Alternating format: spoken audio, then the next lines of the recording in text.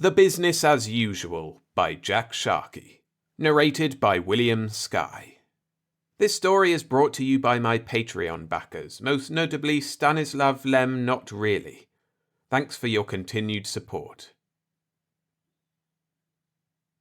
Giving certain powers the business for a change would be a joy, but it must not backfire, and here at last was the perfect recoilless diddle. In 1962, the United States Air Force found itself possessed of a formidable tool of battle, a radar-resistant airplane.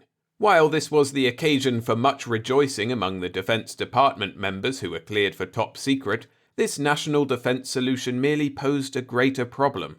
What should we do with it? There must, said the Secretary of Defense, be some utilization of this new device to demonstrate to certain powers that the world can be made safe for freedom and democracy. Certain powers, my foot, said the President. Why don't we ever come out and just say it? Policy, the Secretary said. We've always walked softly in our foreign policy, especially softly in cases where we didn't have the big stick to carry. Well, grumbled the President, we've got the big stick now. What do we do with it? We just want to shake it a bit, said the Secretary. No contusions intended, of course. We just have to let them know we have it, but are too kind-hearted to use it. Unless provoked, naturally. I can see, said the President, that this new plane is burning a hole in your pocket. Suppose we do send it flying over Rus— Mr. President, said the Secretary of Defense. The President sighed. All right, flying over certain areas then. Let's say we get it there. Fine. What do we do with it? Drop leaflets? No, that comes under the proselytizing clause in the Geneva Conference of '59. I don't suppose a small, aggression, said the Secretary. We'd lose face in the Middle East. So? Demanded the President, spreading his hands. They don't like us anyhow, do they?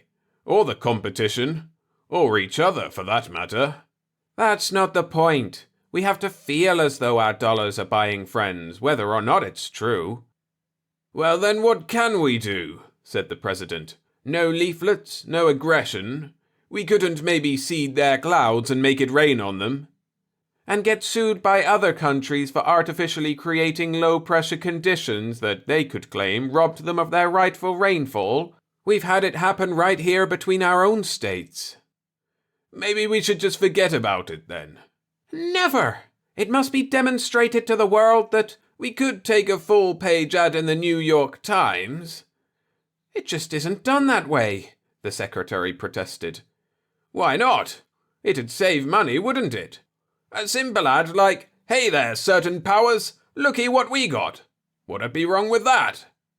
They'd accuse us of capitalistic propaganda, that's what. And to get the egg off our face, we'd have to demonstrate the plane and be right back where we are now, the President realized aloud, nodding gloomily. Okay, so what do we do? The Secretary looked to left and right, although they were alone together in a soundproofed, heavily guarded room, before replying, We drop an agent, he whispered. The President blinked twice before responding. Have you gone mad? What man in his right mind would volunteer for such a thing? Drop an agent, indeed. 10 minutes after landing, he'd be up against a wall and shot. Wouldn't that be lovely for freedom and democracy? We'd have the certain powers gloating over the airwaves for weeks about nipping a capitalist assassination plot in the bud, not to mention the mothers of America beating down the White House door because one of our boys was sacrificed. You know how our country reacts. If an entire division is wiped out, we bite the bullet and erect statues and make speeches and then forget it. But let a single man get in Dutch and the whole populace goes crazy until something is done about it. No, it won't work. May I finish? Said the Secretary patiently. The President shrugged. Why not? This agent would be something special, sir. One that would not only demonstrate our new aircraft, but which would positively leave the Damn, you've got me doing it. Certain powers tied in knots. In point of fact, our military psychologists think that this agent might be the wedge to split communism apart in hopeless panic." "Really?" the president said with more enthusiasm than he had shown throughout the entire meeting. "I'd like to meet this agent." The secretary pressed a black button upon the conference table. An instant later, the door opened and the secretary's personal aide stepped in. "Yes, sir?" "Jenkins, have the corridor cleared and Secret Service men posted at all entrances and exits. When it's safe, bring in Agent X-45. He paused. "And Professor Blake, too." "At once, sir." Jenkins hurried out. "X-45? said the president. "Has he no name?" The secretary smiled inscrutably. "Teddy, sir." "Why that smirk?" "You'll see, sir." They sat in fidgety silence for another minute, and then a buzzer sounded twice. "Ah, that's Jenkins," said the secretary, and pressed the button once more. Jenkins came in, followed by a tall, grey-haired man who carried a large black suitcase. The president arose, and as Jenkins left the room again, shook hands with the man. "Agent X-45?" he asked. "Professor Charles Blake," the man corrected him calmly. "Agent X-45 is in here." The president stared. "In the suitcase? What are we sending? A dwarf?" "Hardly," said the secretary, snapping up the hasps on the suitcase and opening it upon the table. "This," he said, lifting something from under tissue paper padding, "is Agent X-45. The president's gaze was returned by two shiny black eyes set on either side of a little brown muzzle with a gentle, stitched-on smile. Agent X-45 was clad in flight helmet, miniature jacket, and tiny boots, with a baggy pair of brown canvas trousers belted at the waist with a bandolier holding a dozen small wooden bullets and dangling a patent leather holster containing a plastic water pistol. And he wore a small parachute and harness. "But that's a teddy bear!" cried the president. "Precisely," Professor Blake said. "I think I'll sit down," said the president, and did so, visibly looking like a man who believes he is surrounded by lunatics. "And look here," said the secretary, slipping his hand within Teddy's jacket and withdrawing a small oilskin pouch. "It's rather rudimentary, but the Cyrillic lettering is genuine, and our ambassador assures us the layout is correct." The president took the pouch, unfolded it, and drew out a small sheet of paper covered with the inscrutable letterings and numerous rectangles and curving red lines. "I give up," he said. "What is it?" "A map of the Kremlin," said the secretary, his eyes dancing. "That big red X is the location of the Politburo Council chamber." "Perhaps," the president said weakly, "you could explain?" "Mr. President," said Professor Blake, "I am the new chief of propaganda for the government." The president nodded, poured himself a glass of water from a pitcher and drained it. "Yes, yes," he said. "Naturally, I have spent my career studying the psychology of a certain power," the president groaned. "Please, gentlemen, let's name names. It need never go outside this room. My lips are sealed." The professor and the secretary exchanged a look, a raising of eyebrows, then a shrug of surrender. "Very well," said Blake. "Russia—" "There," said the president. "That's more like it." Blake cleared his throat and went on. "We know the weak spot in the Russian armor is the mentality of the average communist official," he explained, while the secretary, who had heard this all before, fiddled with the straps of Teddy's parachute and hummed softly to himself. "They have a distrust complex. Everything and everybody is under 24-hour-a-day suspicion." "Yes, so I hear," said the president.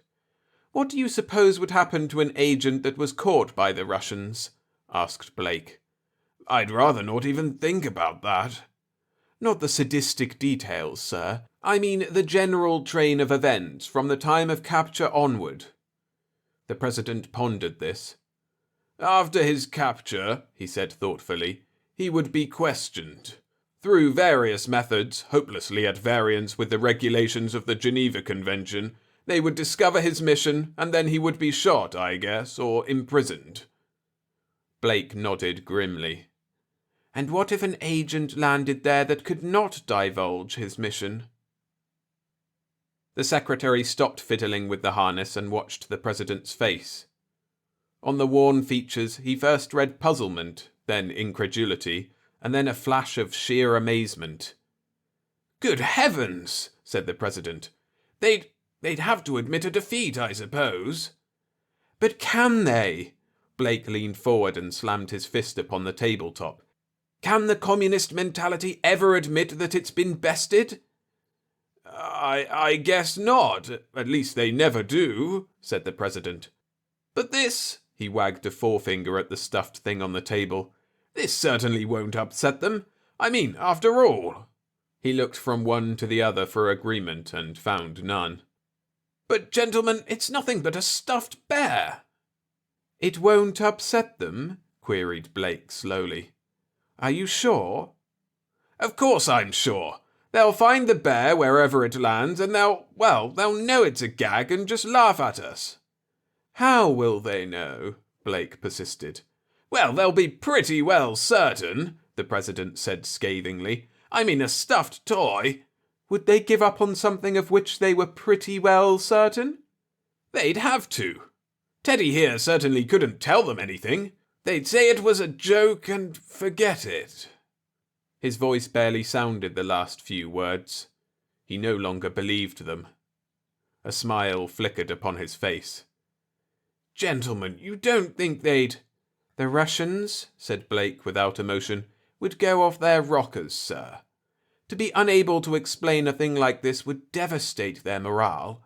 The communist is a man who must hold all the aces. He'll shuffle and reshuffle until he gets them, too. Well, we're giving him a cold deck, sir. There are no aces for him to find.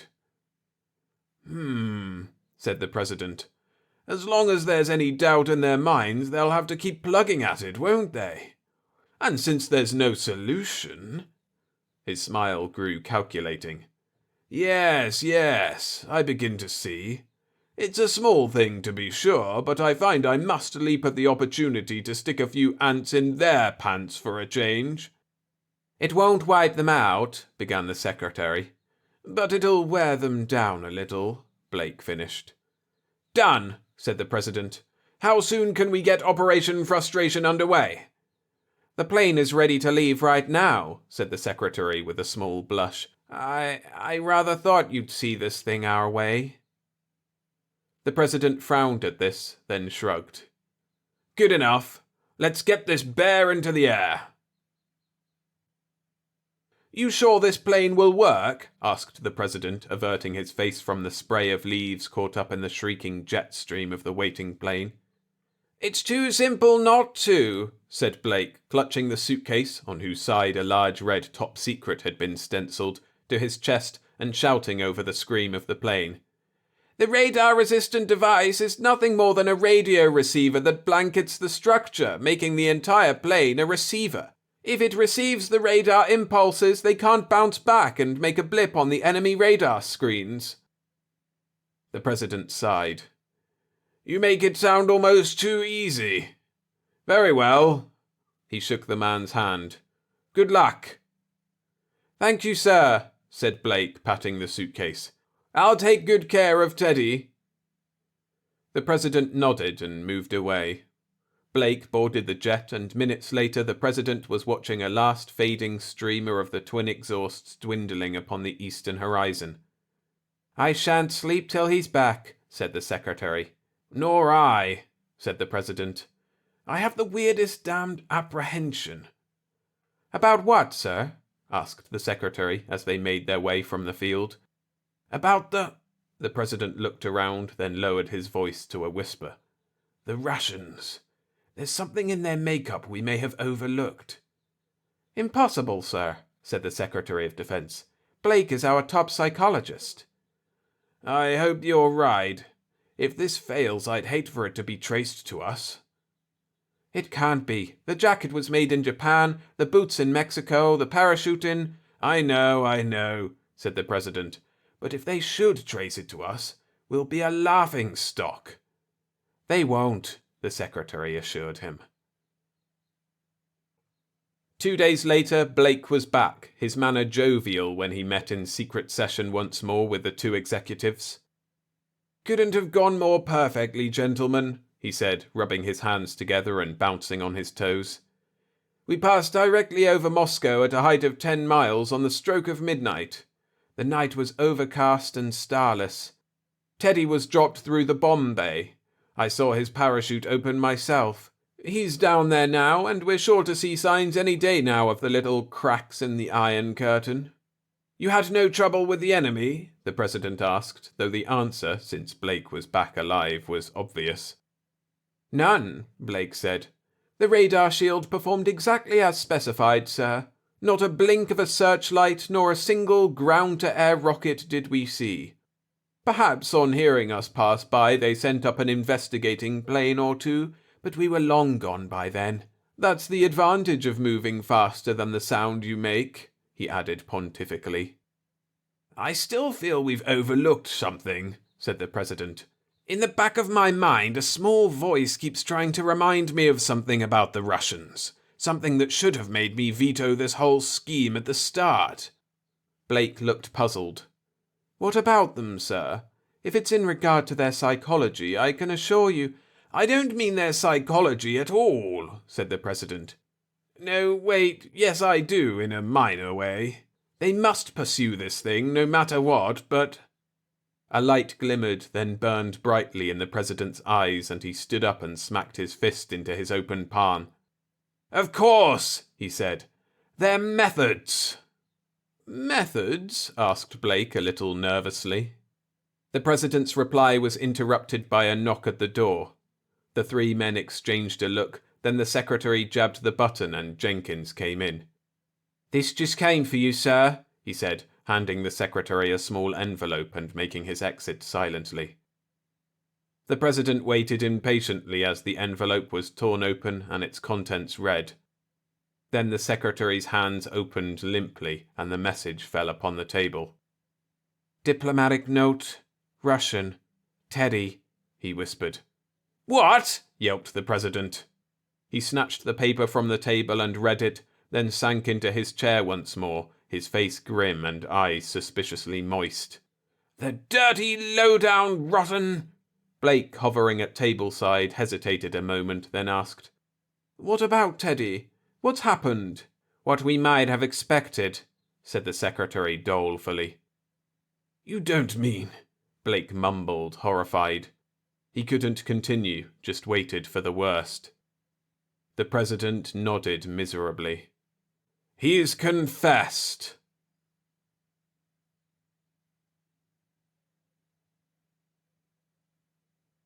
Thanks for listening. If you enjoyed this story, hit the like button and subscribe for more every Monday and Friday.